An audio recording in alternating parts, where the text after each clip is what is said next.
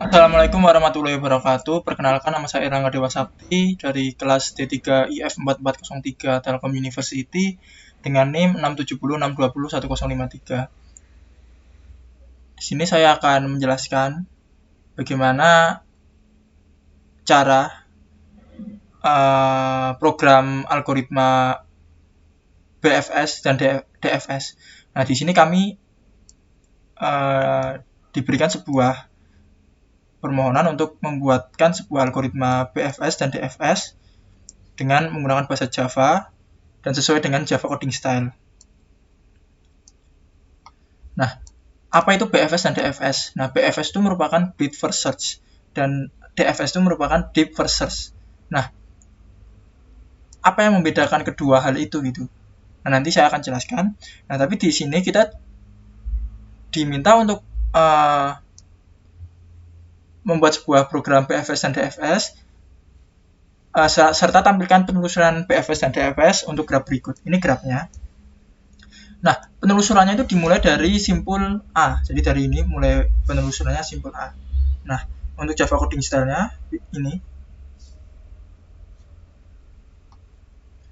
ada aturan untuk membuat sebuah nama kelas variabel konstanta, menggunakannya ini camel case, upper camel case, lower camel case, capital case.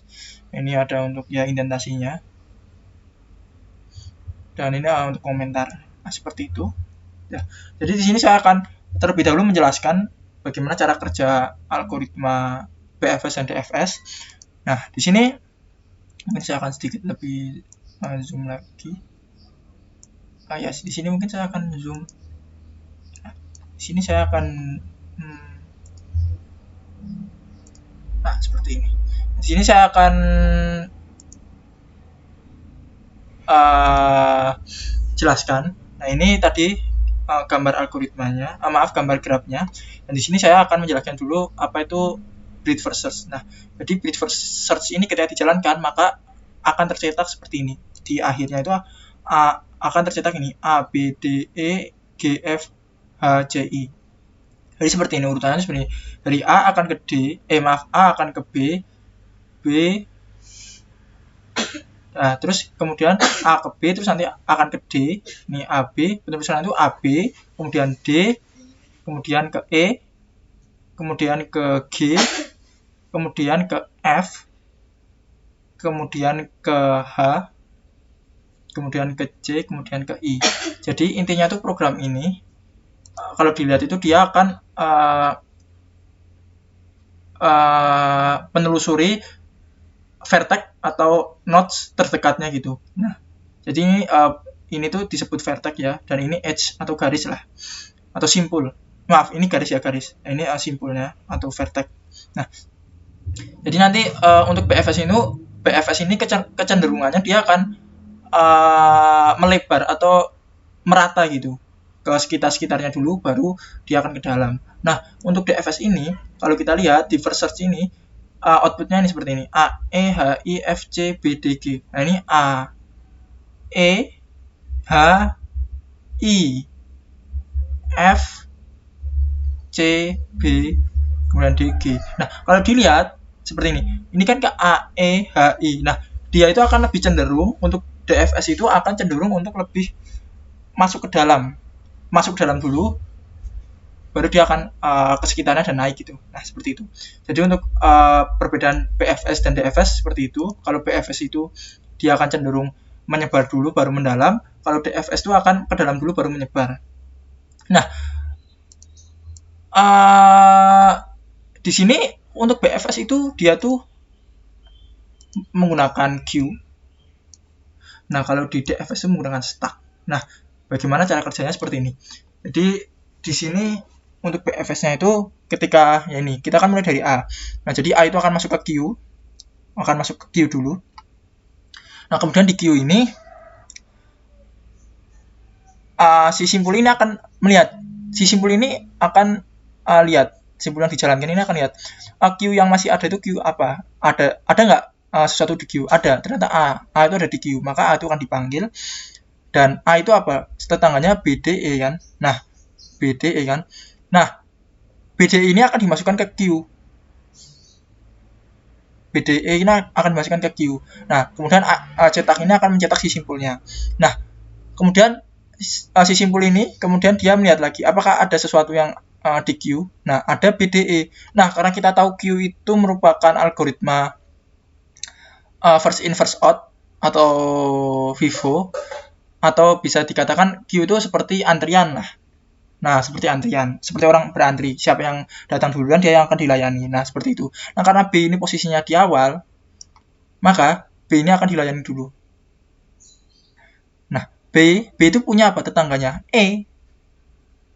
Ya kan? B itu punya tetangga E. Nah, ini akan masuk ke dalam Q, akan kita masukkan ke Q. Jadi tetangganya itu akan kita masukkan ke Q. Nah, ini akan karena ini Q, berarti dia akan masuk ke belakang sini. Alias kita taruh antri di belakang. Nah, kemudian B ini akan tercetak. Nah, B ini tercetak di layar.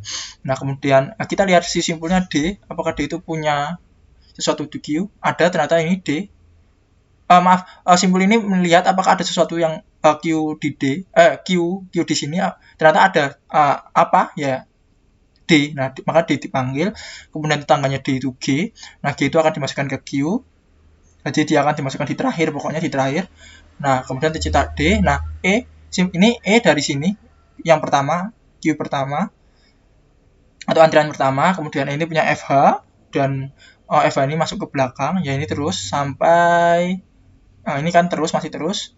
Nah, sampai ke HI, CI. Nah, ketika sampai di sini, di C ini kan berasal dari sini kan.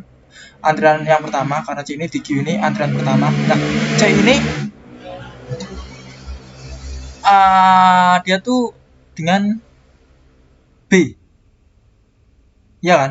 C dengan B. Tapi kita lihat, B itu pernah dicetak atau pernah dipanggil gitu. Nah, oleh karena itu, kalau misalnya kita B-nya kita masukkan ke Q lagi, maka ini akan jadi infinite loop. Nanti akan B itu akan manggil di sini lagi E. Nah, dia akan mungkin akan terjadi error di memorinya. Pokoknya ya stack overflow, kelebihan memori lah. Jadi memorinya tidak cukup. Nah, oleh karena itu kita kalau sesuatu yang sudah dipanggil, mari kita di sini kasih tanda merah.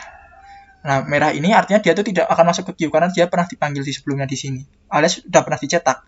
Nah, oleh karena itu di ini ya sisa dari yang atas ini ya udah I aja. Nah, kemudian I dipanggil itu dengan F. Nah, ini bertetanggaan dengan F. Nah, karena F ini karena F ini udah pernah dipanggil. Lihat di sini. Nah, ini F ini udah pernah dicetak di sini sebelumnya. Di sini sudah dipanggil, maka ya udah tetangga ini kosong, berarti tidak ada yang dimasukkan ke Q. Nah, karena Q-nya sebelumnya itu juga sudah kosong, jadi program itu akan selesai. Nanti akan dicetak, ya ini A, B, D, E, G, F, H, C, I untuk BFS dalam kasus grab seperti ini. Nah, untuk DFS-nya mungkin kita bisa lihat di sini. Nah, DFS itu sama, cuma bedanya di sini DFS itu menggunakan stack. Nah, stack itu apa? Stack itu ibaratkan seperti, ya stack itu tumbukan. Kalau kalian bingung, ibaratkan tuh stack itu seperti kalian menumpuk buku. Otomatis kalian tuh hanya bisa mengambil buku yang ada di urutan ke atas. Kalau misalnya kalian langsung ambil yang paling bawah, maka ya kita nggak bisa. Karena apa? Ya karena pertama mungkin tumpukan buku yang ada di atasnya bakal roboh, dan kalau kita narik dari bawah itu juga akan lebih susah kan. Oleh karena stack itu ya ibaratnya seperti kita menaruh buku, tumpukan buku, dan kita kalau mau misalnya ambil paling bawah ya kita mengambil buku dari atas satu persatu. Nah, seperti itu stack. Beda kalau Q itu seperti antrian, siapa yang datang dia yang dilayani pertama. Nah, kalau stack siapa yang datang pertama dia akan dilayani terakhir, atau last in first out atau LIFO. Disingkatnya LIFO, last in first out. Nah, untuk ini sama, jadi stacknya itu A. Nah, karena ini nanti simpulnya lihat di stack, ternyata ada A. Oke, A dipanggil. Nah, A itu apa? B, D, E. Nah, A itu B, D, E. Nah, kita lihat B, D, E. Terus kita masukkan ke stack. Nah, kita tidak langsung memasukkannya itu B, D, E ke stack. Enggak, kenapa? Karena kita tuh harus menukarnya gitu, harus membaliknya. Jadi dibalik, jadi E, D, B. Karena apa? Karena kan kita tahu stack itu kan last in first out. Nah, karena B ini yang pertama, D kemudian kedua, yang itu yang terakhir, maka E ini harus ada di pertama. Jadi E ditaruh di awal, terus B-nya ditaruh di tengah-tengah, kali tengah-tengah, dan B taruh yang terakhir. Kemudian tercetak A. Nah, kemudian si simpul ini lihat di stack. Nah, ada apa yang di stack di urutan pertama stack itu apa? Di atas, alias ini urutan ke atas ya. Ini urutan ke atas, semakin ke belakang itu semakin terakhir. Nah, urutan teratasnya itu atau awalnya tuh yaudah ini kita ambil dan kita lihat itu ada FH. Itu ada FH kan? Ini ada F dan H berhubungan dengan FH. Nah, FH ini sama seperti yang di atas, karena last in first out kita harus balik jadi HF. Nah, karena ini sepaket kan, ini berikan satu paket baru. Nah, paket baru ini tidak kita taruh di belakang si B, taruh di sini, enggak, di belakang sini, enggak, kita taruh di awal sini. Kenapa? Karena ini kita tahu algoritma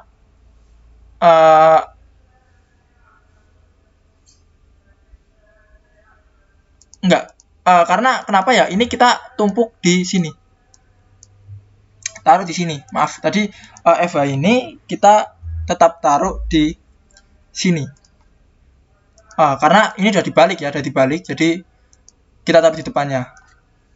Kalau misalnya nggak dibalik, di sini nggak dibalik, nanti kita harus taruh di belakangnya. Karena di sini sudah dibalik, jadi kita taruh di depannya. Nah, seperti itu. Nah, yang ini terus simbol ini memanggil H, ini H, dipanggil. Nah, H itu tetangganya I. Nah, I itu ya dibalik sama aja, tetap I ya tetap I. Makanya I taruh di depan sini. Nah, I nanti akan dipanggil. Nah, ini seterusnya. Nah, ketika F ini itu ada C dan H. Nah, kita lihat CH. Nah, kenapa di sini H saya kasih warna merah? Karena H itu pernah dipanggil di sini. Alias pernah kita cetak di sini. Nah, oleh karena itu nanti H ini tidak akan kita masukkan. Jadi kita hanya masukkan C saja. Paham? Jadi C ini akan kita masukkan. Jadi CH ini dibalik akan jadi HC. Tapi karena H itu udah pernah dikunjungi, jadi H-nya tidak boleh kita masukkan ke dalam stack. Jadi C-nya ya udah C di sini. C aja. Kemudian ya lanjut. Nah, ini sama kasusnya juga karena E ini pernah dicetak di sini nih. Jadi dia tidak boleh. Ya sama sampai ini G. Nah, ketika di G ini yang terakhir dia itu bertentangan dengan H. Nah, H ini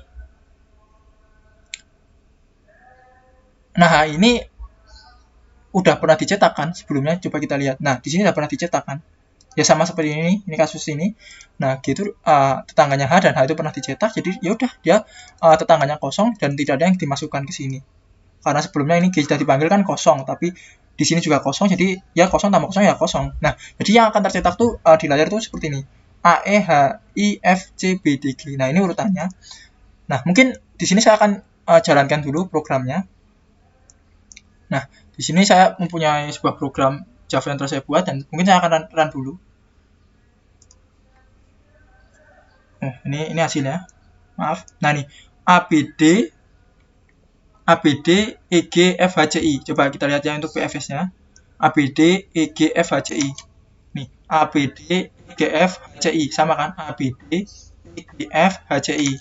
ABD EGF HCI sama kan, berarti program PFS yang saya buat itu sudah berjalan dengan baik. Nah, untuk DFS-nya ini coba kita lihat. Nah, DFS-nya ini AEH IFC BDG. AEH IFC BDG. Coba kita lihat di sini. AEH IFC BDG. AEH IFC BDG sama kan? Nah, berarti program DFS saya sudah sesuai dengan yang diminta soal dan saya sudah sertakan pembuktiannya ini di awal. Nah, di sini mungkin saya akan jelaskan algoritma program Java yang telah saya buat. Nah, di sini saya punya satu driver class.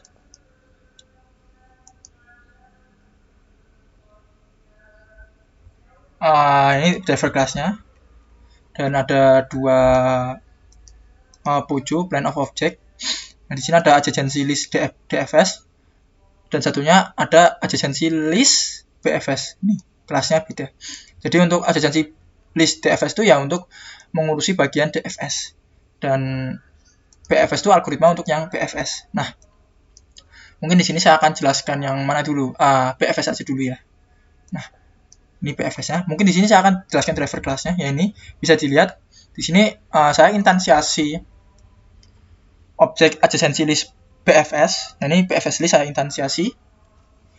Variabel PFS ini jadi mempunyai merupakan objek dari adjacency list PFS. Nah, new adjacency list dan parameter masukannya itu total vertex. Nah, total vertex itu dari mana? Ya, mungkin kita lihat dari mana?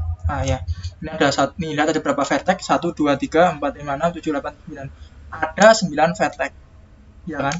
Jadi oleh karena itu di sini saya maaf. Di sini saya ya ini apa namanya?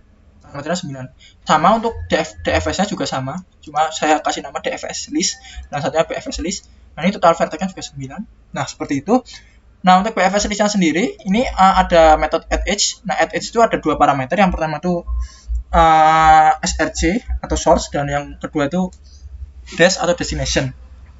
Nah, di sini kita lihat SRC ketika parameternya SRC-nya A, destination-nya itu B, ya kan? Nah, satunya lagi A, D, A, E. Maksudnya apa? Nah, kita lihat. Ini kan A dengan A tujuannya ke B, A tujuannya ke D, A tujuannya ke E. Kita lihat, nah ini. A tujuannya ke B, A tujuannya ke D, A tujuannya ke E kan. Nah, itu maksud saya, jadi itu kita meng-add edge gitu. Add edge itu ya ini metode untuk apa ya? Ya ini garis antara ini AB ke AD, AE. Nah, untuk yang B itu dengan E. Ini maaf, B dengan E kan, benar, B dengan E. Nah, kemudian yang B, ini B dengan B. Nah, ini coba kita lihat, B dengan B, ya, C dengan B, D dan G, D dan G, D dan D, oh, habis D itu E ya, E itu dengan F dan H, coba kita lihat. Nah, ini E dengan F dan H, benar. Dan F itu dengan CH, ini F dan CH, mana? F dengan C dan H. Dan ini dengan H, G dengan H, terus H dengan I. Nah, kita lihat H dengan I dan I dengan F. Coba kita lihat I dengan F. Nah, oke. Jadi yang saya masukkan itu benar, tidak asal ngapur. Biar outputnya itu benar, jadi emang benar. Kemudian di sini ada metode print BFS. Di print BFS itu ada parameter masukannya itu sebuah char. Nah, char ini nanti ya kita mau mulai dari mana simpulnya. Kalau kita mau mulai dari C ya silakan. Kita nanti di sini isi C, mau dari B ya B. Nah, di sini karena di soal itu mintanya A, ya udah kita jalankan A. Nah, kemudian di sini ada sistem outprint. Ya, mungkin saya run lagi. Nah, ini tuh gunanya untuk ya memberikan enter antara ini. Ini tuh biar ada ke enter, kalau enggak nanti dia akan nempel. Nah, kemudian ini ada DFS. Jadi segini ini program ini. Ya, ini untuk untuk BFS. Nah, nanti print BFS ini dijalankan, maka yang akan jalan itu ini. Ini akan tampil seperti yang tadi di file Excel yang saya buat sama. Nah, di sini juga ada metode sama juga. Ya, ini DFS list add edge sama seperti atas ini, saya jamin sama. Bisa dilihat. Nah, untuk print, nah di sini untuk print DFS ya namanya. Di sini saya kasih nama print DFS. Nah, ini sama parameter masukannya tuh mau mulai dari mana. Nah, di sini saya mulai dari A. Ya ini. Jadi programnya outputnya seperti ini. Jadi segini itu untuk program DFS. Nah, seperti itu. Untuk mempersingkat waktu, saya di sini nggak mau menjelaskan lagi. Ini add-nya tuh bagaimana. Sama seperti di atas, ini sama. Ini saya pisah-pisah tuh cuma biar lihat gampang aja ketika saya menjelaskan. Mungkin saya juga bisa gabungkan lagi biar lebih dan ditaruh lagi ya sama hasilnya, tidak berpengaruh. Nah, sama. Oke. Di sini saya akan jelaskan untuk kelas BFS-nya. Nah, ini untuk kelas BFS-nya. Jadi di sini di adjacency list BFS, di sebuah objek BFS ini saya sebut aja langsung BFS saja ya. Jadi di objek adjacency list BFS atau objek BFS saya, jadi di sini ada dua atribut. Yang pertama tuh ada atribut adjacency list, atributnya adjacency list. Nah, adjacency list itu merupakan sebuah link list dengan tipenya itu sebuah char. Nah, karena char kita karena di sini tuh kita parameter masukan dari link list itu menerimanya objek, maka kita harus pakai wrapper kelasnya char, yaitu karakter. Nah, di sini juga ada boolean visited. Nah, nanti gunanya untuk apa nanti akan saya jelaskan. Nah, ketika program dijalankan atau diinstansiasi, tadi kan ada parameter masukannya kan ada total vertex berapa kan. Nah, saya isi 9. Nah, jadi ketika program itu diinstansiasi, ya ini konstruktornya akan jalan dengan meminta parameternya itu total vertex ini. Nah, nanti total vertex ini ya di sini. Nanti agency list ini akan diinstansiasi agency list new link list. Nah, ini total vertex. Total vertexnya berapa? 9. Jadi nanti link listnya ini new link list. Nah, nanti ini karena agency list ini sebuah array. Array nanti ya dia harus ada berapa ya? Fixed apa ya? Fixed capacity-nya. Nah, fixed capacity-nya itu ya ini 9. Nah, visited-nya juga nanti new boolean total vertex. Jadi nanti visited-nya ini juga kan bentuknya array. Nah, jumlahnya itu ya ini berdasarkan total vertex-nya. Nah, nanti untuk apa boolean visited ini ya nanti saya akan jelaskan. Mungkin di sini saya akan jelaskan di awal dulu nanti visited ini gunanya untuk sebagai ini penanda yang merah ini. Jadi ketika hitam visited pada ini B pada D pada E itu visitednya akan bernilai false. Nah, tapi ketika merah atau pernah dikunjungi, maka visitednya itu akan bernilai true. Nah, oleh karena itu, di sini saya membutuhkan sebuah boolean array boolean visited. Jadi nanti ketika pernah dikunjungi dia akan bernilai true, tapi ketika belum dikunjungi dia akan bernilai false. Oke, seperti itu. Nah di sini ada for loop. Nah, for loop-nya ini sama. Jadi kita akan ini di setiap indeks, karena ini kan agency list kan array kan. Nah, di setiap indeks dari agency list ini akan kita instansiasi new link list lagi gitu. Jadi mungkin bisa dikatakan hampir seperti multidimensi atau mungkin multidimensi ya. Nah, jadi pada indeks ini akan dibuat sebuah new link list. Oh maaf, ini bukan multidimensi. Jadi di dalam agency list index ini dia akan diinstansiasi sebuah new link list lagi gitu. Nah, seperti itu. Jadi ini sesuai dengan total vertex-nya. Ada 9. Nah, tapi kita tahu karena array itu indeksnya dimulai dari 0, ya ini jadi dari 0 lebih kecil, bukan lebih kecil sama dengannya, lebih kecil dari total vertex, dan kita increment i-nya ini. Oke, ketika ini selesai ya udah. Nah, di sini ada metode ini add-age. Nah, ini ada char src dan char dash. Ya ini sama tadi kita tuh memulai simpul apa yang mau kita hubungkan. Nah, tujuannya kemana gitu. Nah, di sini ada agency list. Nah, ini ada sebuah array yang minta indeks kan. Nah, di sini ada toIndex src. Nah, toIndex itu metode apa ya? Nah, di sini saya menambahkan sebuah metode di sini. Mungkin akan saya buka. Nah, ini ada metode private integer toIndex. Nah, di sini saya private kenapa ya? Supaya private ini karena di sini saya hanya mau diakses, tidak ingin diakses di luar kelas ini. Saya hanya ingin metode ini hanya dapat diakses di kelas ini aja. Nah, makanya saya kasih private. Nah, private parameter tipe datanya itu sebuah integer. Nah, nanti di sini akan menerima sebuah parameter masukan yaitu sebuah karakter ya, kita kasih nama input. Nah, nanti dia akan mereturn sebuah ini integer karakter to uppercase input min 65. Nah, ini apa gitu. Nah, jadi di sini mungkin saya akan jelaskan. Jadi ini intinya karakternya akan kita casting ke dalam sebuah bilangan bulat gitu. Jadi nanti ini karakter to uppercase adalah sebuah metode bawaan dari Java-nya untuk ya ini menguppercase inputannya. Jadi ketika kita inputnya di sini ketika kita input di sini A kecil, itu akan kita uppercase, paksa uppercase jadi A besar. Nah, kemudian kita min 65.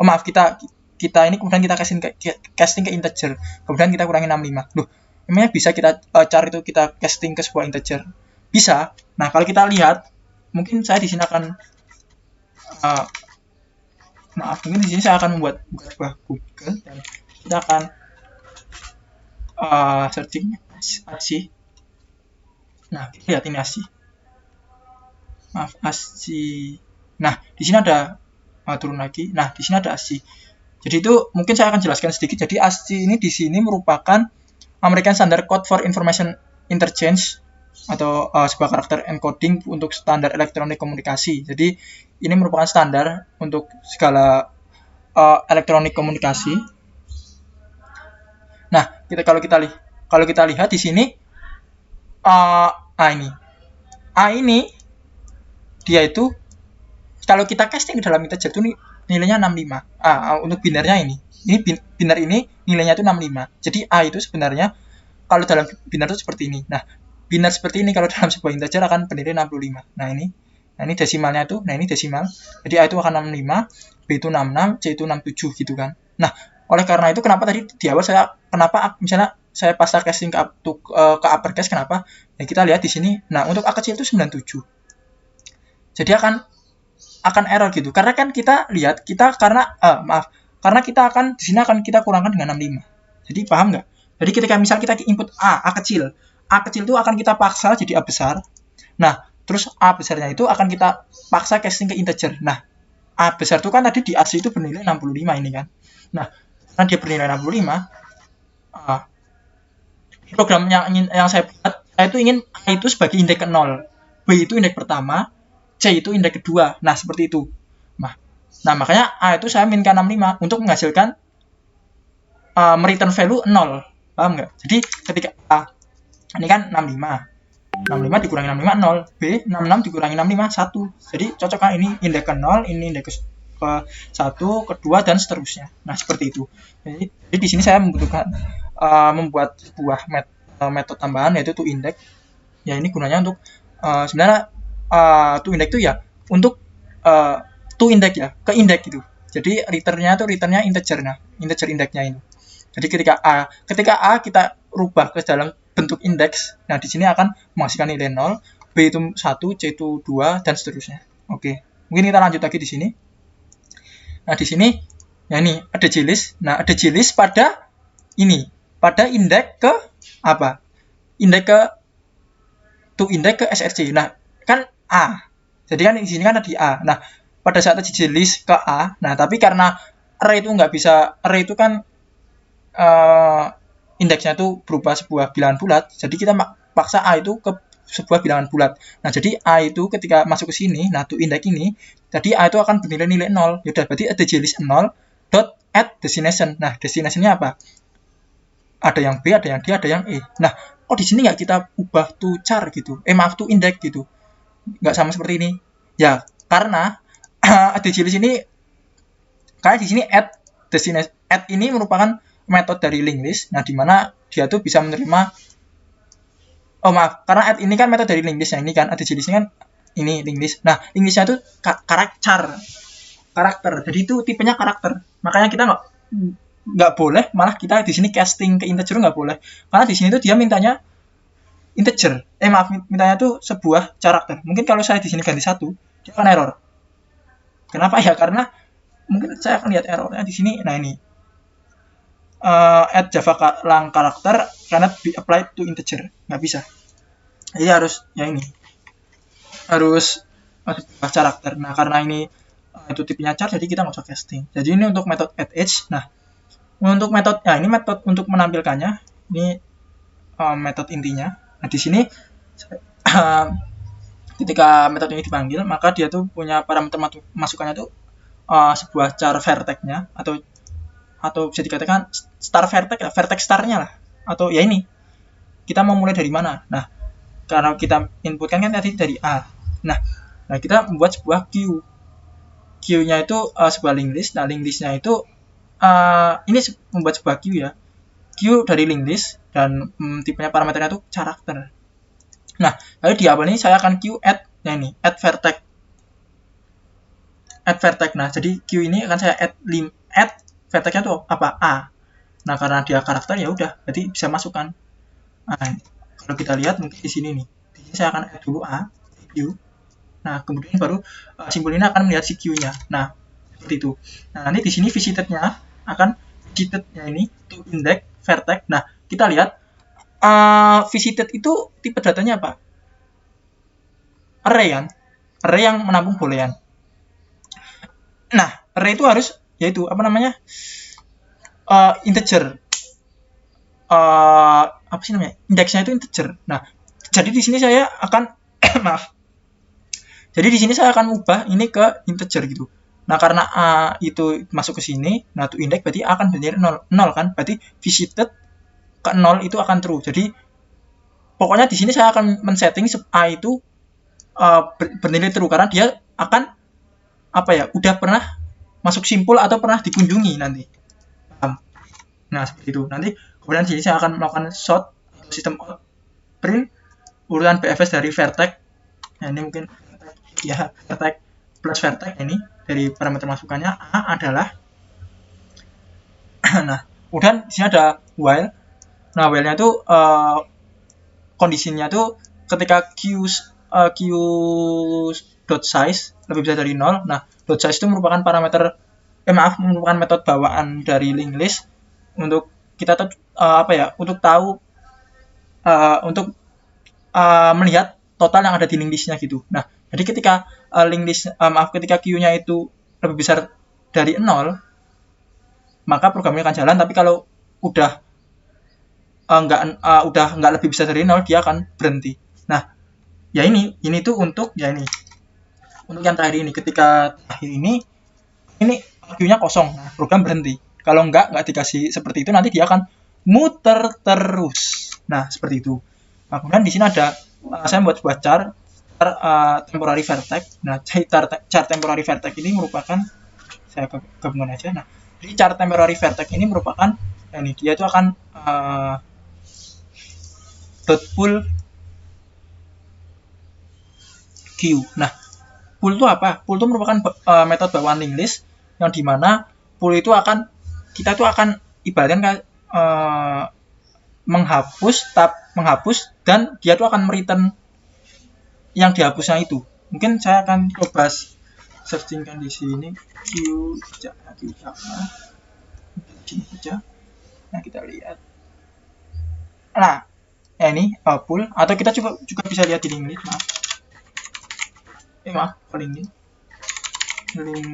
list di sini ada, maaf, nah di sini di website resminya. Nah, di sini ada banyak. Nah, di sini ada pull. Nah, pull itu akan retrieve and remove the head first element of the list. Jadi dia akan menerima dan menghapus elemen pertama yang ada di list. Nah, cocok kan? Jadi nanti di sini akan di Q ini akan dihapus, dipanggil. Terus di sini ini B-nya akan dihapus, dipanggil. D dihapus, dipanggil. Nah, seperti itu maksud saya. Nah, jadi di sini akan dihapus dan dipanggil akan saya simpan di temporary vertex. Nah, nanti akan system out print temp vertex. Nah, temp vertex ini ya si ini. Maaf, mungkin akan saya run lagi, run ulang. Nah, temp vertex-nya itu ya ini. Ini akan ke print. Jadi ketika A ini akan ketika A di pull, dia akan diterima dulu. Ya ini di pull kemudian diterima oleh temp vertex. Nah, kemudian akan di print. Nah, ini akan di print. Kemudian nah ini ada for. Jadi for ini saya menggunakan for each ya. Nah, each itu for each parameternya itu sebuah char. Maaf. Nah, ini for each itu looping khusus array. Nah, kan ini ada jenis kan array. Nah, ada jenis ini ada apa ya namanya itu parameternya itu ya ini. Indeksnya itu ya ini, to index temporary vertex. Jadi ketika ini kan tadi kan dia temporary vertex-nya kan A kan, ya udah A. Nah, nanti jadi dia akan ada jenis yang ke A. Nah, ada jenis yang ke A itu akan ada jenis yang ke A itu kan kita lihat di mana ya, di sini. Nah, ada jenis yang A itu kan tadi menerima BDE kan. Nah, nanti BDE-nya itu akan ya nih di looping ke dalam sebuah char karakter karena BDE kan karakter. Jadi saya tampung di char karakter. Nah, di sini ada apa yang namanya? If percabangan atau perkondisian. Nah, di mana ketika not visited. Nah, ini ketika ini to index karakternya itu not visited. Alias ketika ini kan tadi di sini kan A. Nah, ada jenis yang A itu kan punya BDE kan. Nah, ketika dia itu kan cek dulu B. Nah, di sini akan B akan kita ubah ke indeks. Nah, B itu pernah dikunjungi belum? kalau belum masuk, karena kan ini not visited. Jadi kan ini visitednya kan false, visited to ininya kan akan bernilai false. Nah, bernilai false. Nah, untuk program ini jalan, dia itu harus jadi true. Makanya kita kasih not di depan. Nah, ketika B itu jalan, nah ini visited to index kita set ke true dulu. Jadi B-nya itu kalau udah masuk sini berarti dia akan dijalankan.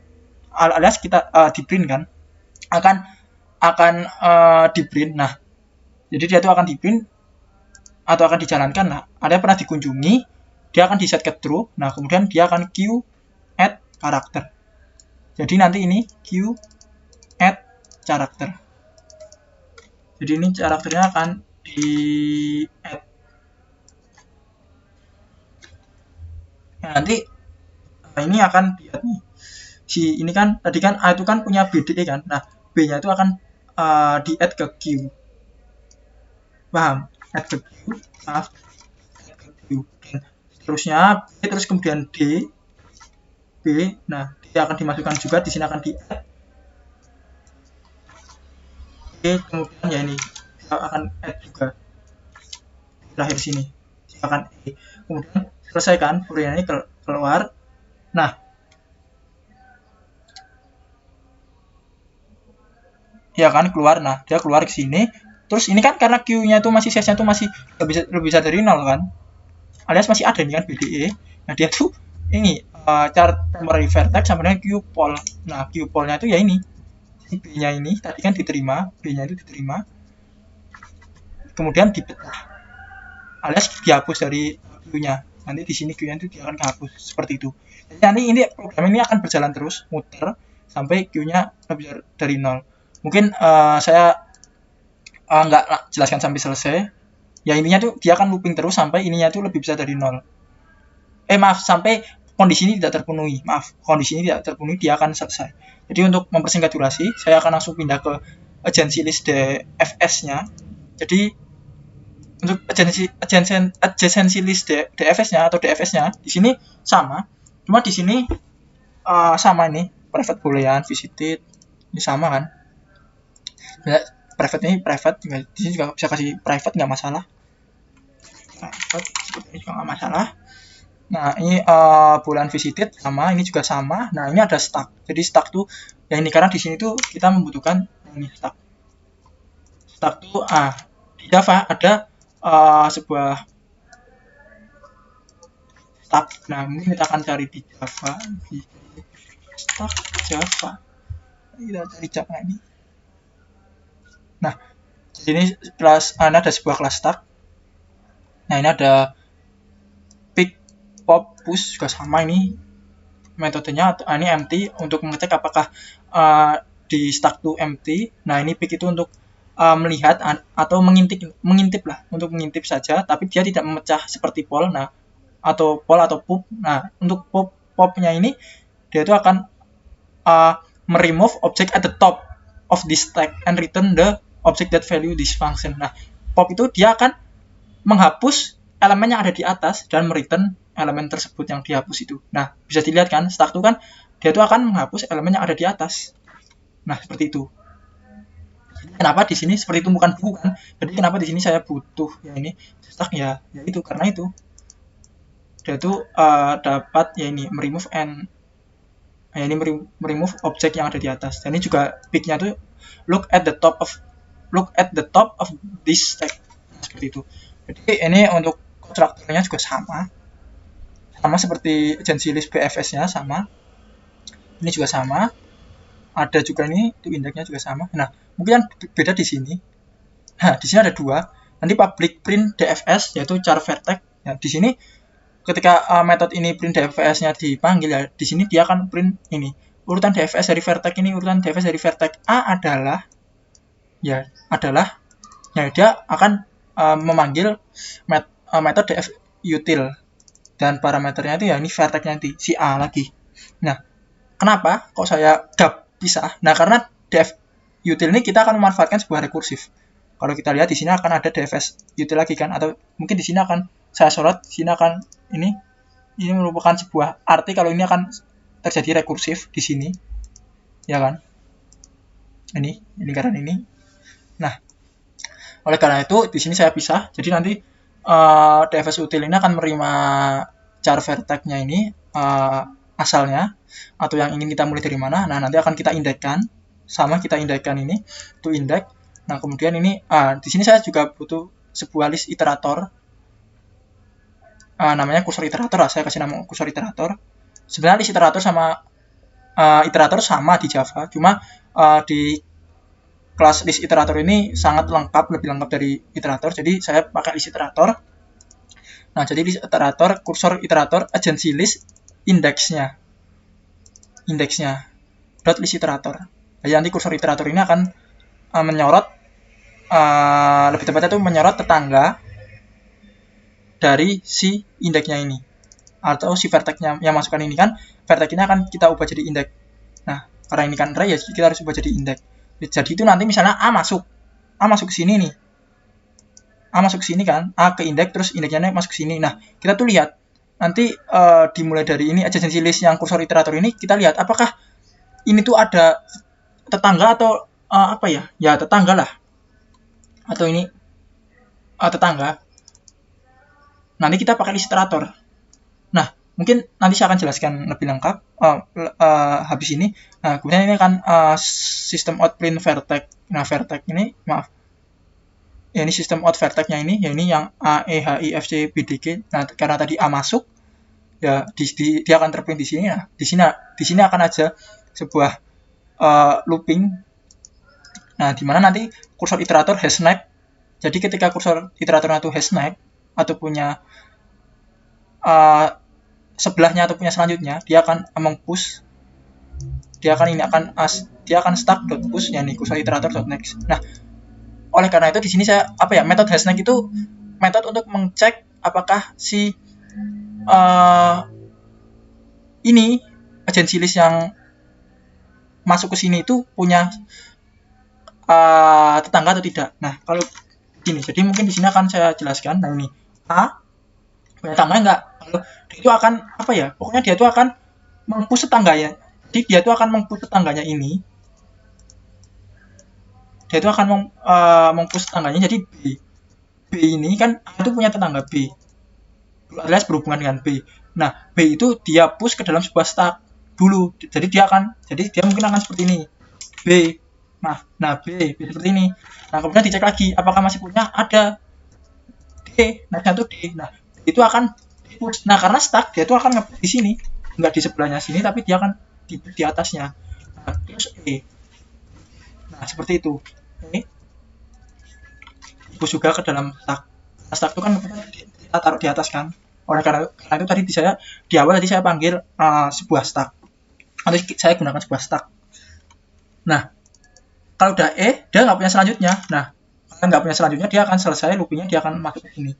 Nah, ini di sini ketika stacknya itu tidak kosong, maka dia itu akan looping.